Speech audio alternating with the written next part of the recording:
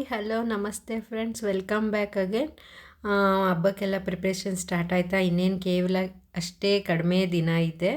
ನಾನು ಅದಕ್ಕೆ ಮನೇನ ಅಲಂಕಾರ ಮಾಡೋದು ಕೇವಲ ಝೀರೋ ಕಾಸ್ಟಲ್ಲಿ, ಆಮೇಲೆ ಮನೇಲಿ ವೇಸ್ಟಾಗಿ ಎಸಿತೀವಲ್ಲ, ಈಗೆಲ್ಲ ಆಯುಧ ಪೂಜೆಗೆ ಎಲ್ಲರ ಮನೆಗೂ ಸ್ವೀಟ್ ಬಂದಿರುತ್ತೆ. ಆ ಸ್ವೀಟು ಖಾಲಿ ಆದಮೇಲೆ ನಾವು ಆ ಬಾಕ್ಸ್ನ ಹೇಗೆ ರೀಯೂಸ್ ಮಾಡ್ಕೋಬೋದು, ಅದು ವಂಡರ್ಫುಲ್ಲಾಗಿ ಅಂತ ನಿಮ್ಮ ಹತ್ರ ಶೇರ್ ಮಾಡ್ಕೊಳ್ಳೋಣ ಅಂತ ವಿಡಿಯೋ ಸ್ಟಾರ್ಟ್ ಮಾಡಿದ್ದೀನಿ.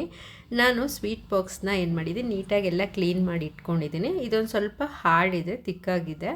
ಸೊ ಆ ಥರ ಸ್ವೀಟ್ ಬಾಕ್ಸ್ ತೊಗೊಂಡಿದ್ದೀನಿ. ಅದಕ್ಕೆ ಗ್ಲೂ ಹಾಕ್ಕೊಂಡು ನೀವು ನೋಡ್ತಾ ಇರ್ಬೋದು ಫ್ಯಾಬ್ರಿಕ್ಕು. ಈ ಫ್ಯಾಬ್ರಿಕ್ಕು ವೇಸ್ಟು, ಬೇರೆ ಸ್ಟಿಚಿಂಗಲ್ಲೆಲ್ಲ ಮಿಕ್ಕಿರುತ್ತಲ್ಲ ಅದೇ ಫ್ಯಾಬ್ರಿಕ್ಕು. ಸ್ವಲ್ಪ ಇವಾಗ ಹಬ್ಬ ಅಂದರೆ ಚಿನ್ನಮಿನ ಗ್ಲಿಟರು, ಸ್ವಲ್ಪ ಸೀಕ್ವೆನ್ಸು, ಗ್ರ್ಯಾಂಡು, ದೀಪಾವಳಿ ಹಬ್ಬ ಅಂದರೆ ಗೊತ್ತಲ್ಲ.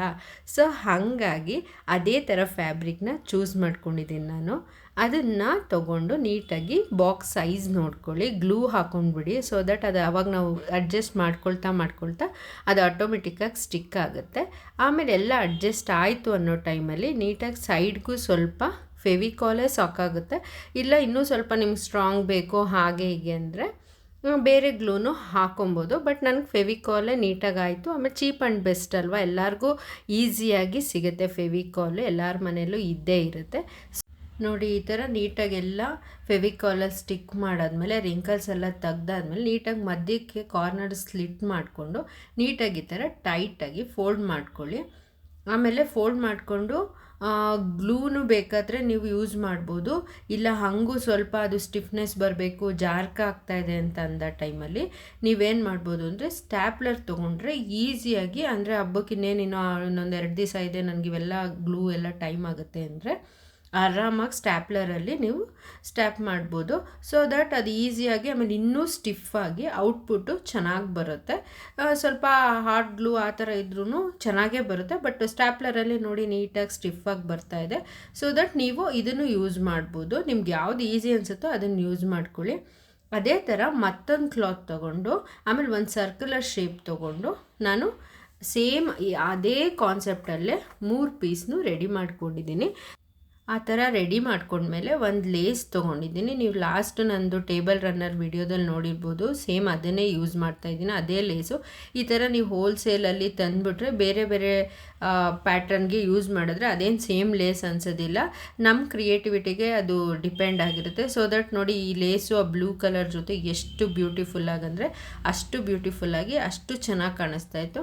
ಫೆವಿ ಬಾಂಡ್ ಹಾಕ್ಕೊಂಡು ಅಷ್ಟೇ ಸಾಕು, ಫೆವಿ ಬಾಂಡಲ್ಲೇ ಸ್ಟಿಕ್ ಆಗುತ್ತೆ ಲೇಸು. ಇದೊಂದು ಸ್ವಲ್ಪ ಸಿಂಥೆಟಿಕ್ ಲೇಸ್ ಆಗಿರೋದ್ರಿಂದ ಸಾಕು, ನಾರ್ಮಲ್ ಗ್ಲೂ ಅಲ್ಲೇ ಸ್ಟಿಕ್ ಆಗುತ್ತೆ.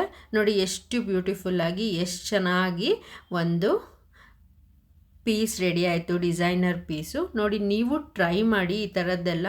ಇದೆಲ್ಲ ಯೂಸ್ಫುಲ್ ಆಗುತ್ತೆ. ಆಮೇಲೆ ವೇಸ್ಟ್ ಬಟ್ಟೆ ಅಂತ ನಾವು ಆಚೆ ಹಾಕ್ತೀವಿ. ಆಮೇಲೆ ನಾವು ಇವಾಗೆಲ್ಲ ಕುಂಕುಮಕ್ಕೆಲ್ಲ ಕೊಟ್ಟಿರ್ತಾರೆ, ಎಲ್ಲ ಬ್ಲೌಸ್ ಪೀಸು ಯೂಸ್ ಮಾಡೋದಿಲ್ಲ, ಸ್ವಲ್ಪ ಕಡಿಮೆ ಇರುತ್ತೆ ಒಂದೊಂದು ಬಟ್ಟೆ. ಅಂಥ ಬಟ್ಟೆಯಲ್ಲೂ ನೀವು ಪ್ಲೇನ್ ಕ್ಲಾತಲ್ಲೂ ಮಾಡ್ಕೋಬೋದು. ತುಂಬ ಅಂದರೆ ತುಂಬ ಚೆನ್ನಾಗಿ ಬರುತ್ತೆ. ಆಮೇಲೆ ಬ್ಯಾಕ್ ಸೈಡ್ ನೀವು ನೋಡ್ತಾ ಇರ್ಬೋದು, ಅದು ಆ ಸ್ವೀಟ್ ಬಾಕ್ಸ್ದು ಮೇಲ್ಗಡೆ ಪ್ರಿಂಟೆಲ್ಲ ಇತ್ತು. ಸೊ ದಟ್ ಅದು ಕವರ್ ಆಗಲಿ ಅಂತ ಸ್ವಲ್ಪ ವೈಟ್ ಪೇಂಟ್ ಹೊಡೆದೆ. ಆಮೇಲೆ ಆರೆಂಜ್ ಸರ್ಕ್ಯುಲರ್ ಶೇಪ್ ಮಾಡ್ಕೊಂಡಿದ್ನಲ್ಲ, ಅದಕ್ಕೆ ಪ್ಲೈನ್ ಗೋಲ್ಡನ್ ಕಲರ್ ಲೇಸ್ನ ಮಧ್ಯದಲ್ಲಿ ಹಾಕಿದೆ.